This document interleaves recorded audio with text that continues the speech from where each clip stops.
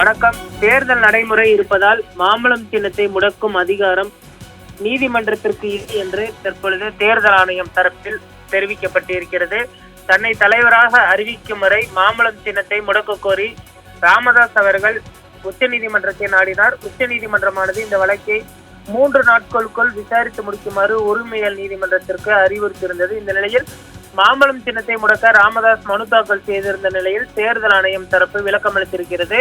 மாம்பழம் சின்னத்தை முடக்கக்கூடிய வழக்கில் இன்று மாலைக்குள் தீர்ப்பு வழங்கப்படும் என்றும் உரிமையியல் நீதிமன்றம் தெரிவித்திருக்கிறது.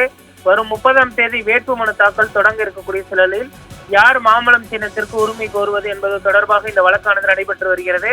தற்பொழுது 3 நாட்களுக்குள்ளேயே இந்த வழக்கானது விசாரித்து இந்த தீர்ப்பானது வழங்கப்பட இருப்பது குறிப்பிடத்தக்கது.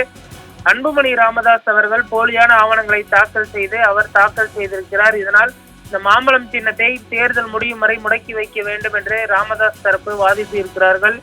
இந்த நிலையில்தான் தற்பொழுது அவர்கள் நீதிமன்றத்தை நாடி இருக்கிறார்கள். நீதிமன்றம் என்ன தீர்ப்பளிக்க போகிறது, மாம்பழம் சின்னம் யாருக்கு சொந்தம் என்று ஒரு பரபரப்பான ஒரு தீர்ப்பானது வழங்கப்பட இருக்கிறது.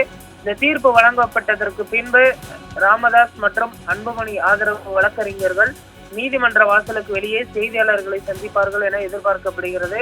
மிகவும் முக்கியமான ஒரு வழக்கு. ஏனெடுத்தால் இந்த மாம்பழம் சின்னம் யாருக்கு கிடைக்கும்? பாமக என்றாலே மாம்பழம் தான். மாம்பழம் சின்னத்தை வைத்துதான் அவர்கள் வன்னிய மக்களாக இருக்கட்டும், வடக்கு மாவட்ட மக்கள் வாக்களிப்பது வழக்கம். இந்த நிலையில் மாம்பழம் சின்னம் ராமதாஸ் அவர்களுக்கு கிடைக்குமா அல்லது முடக்கி வைக்கப்படுமா என்பதனை இன்னும் சற்று நேரத்தில் வெளியாகும் தீர்ப்பானது தெரிய வரும் என எதிர்பார்க்கப்படுகிறது.